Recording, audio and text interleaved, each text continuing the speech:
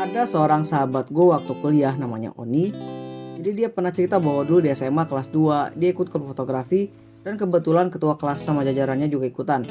Ketua kelasnya si Oni sama jajarannya ini tuh senior sahabat gue nih si Oni. Karena mereka masuk klub fotografinya duluan pas kelas 1. Nah, pas dia sama teman-teman klub fotografinya lagi hunting foto, kegiatan rutin klub lah katanya. Dia foto-foto tuh. Dan pas sesi foto review bersama, dia cerita kalau foto dia tuh banyak yang muji. Hampir semua orang puji fotonya. Komposisinya pas, ISO sama shutter speed juga cocok, gak blur. Pokoknya mantep deh. Si Oni ini senang banget dan merasa dihargai banget lah. Apalagi dia kan baru masuk klub foto gitu kan. Tapi entah kenapa ketua kelas dan jajaran ini malah gak seneng. Sejak saat itu Oni cerita kalau mereka ngejauhin dia gitu. Pernah pas dia datengin ketua kelasnya sengaja di kelas. Si ketua kelasnya pasang wajah sinis dan terus pergi aja gitu. Dan gak cuma di situ aja, malah pernah ada satu sesi di mana pas kegiatan rutin fotografi itu mereka sengaja pamit pulang duluan pas bagian si Oni review fotonya.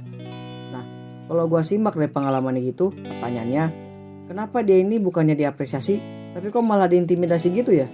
Terutama sama ketua kelas dan teman-teman ketua kelasnya dia si Oni ini.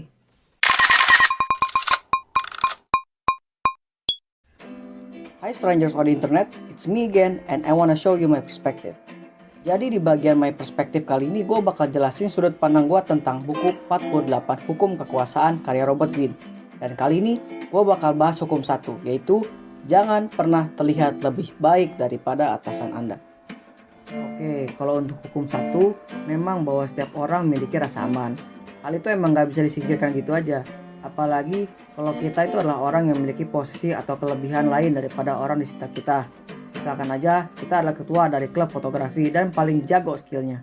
Nah, di klub fotografi itu ada anggota baru dan si anak baru ini ternyata lebih expert soal fotografi. Padahal anak baru gitu loh. Tapi intinya si anak baru ini nunjukin skill yang all out lebih jago daripada anggota lain termasuk kita lah sebagai ketuanya. Misal si anak baru ini lebih jago kalau grading foto, komposisi foto, skill fotonya atau gearnya.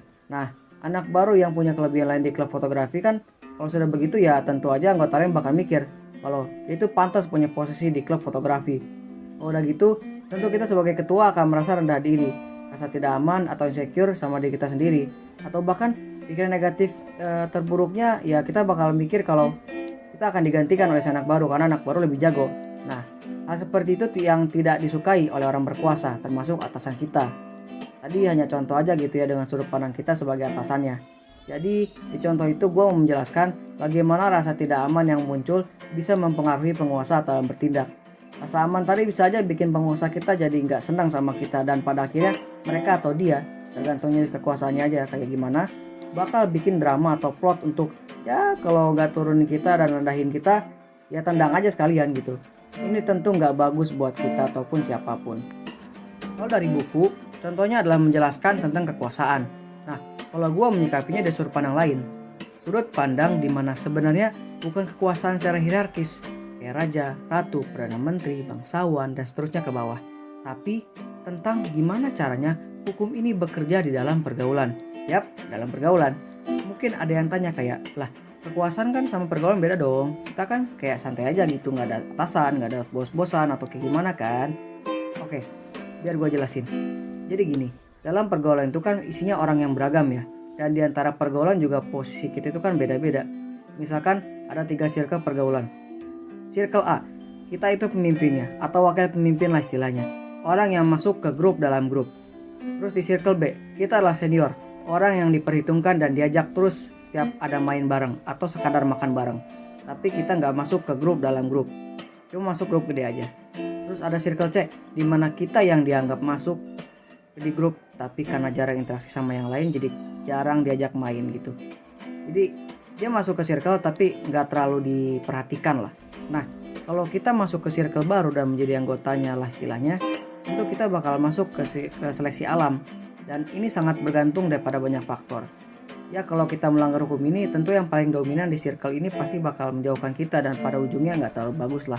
Nah, meskipun si pemimpin dalam circle ini bukan atasan kita, namun sebagaimana manusia, ya rasa tidak aman tentu akan ada kalau ada anak baru langsung lebih jago memimpin daripada si pemimpin itu sendiri.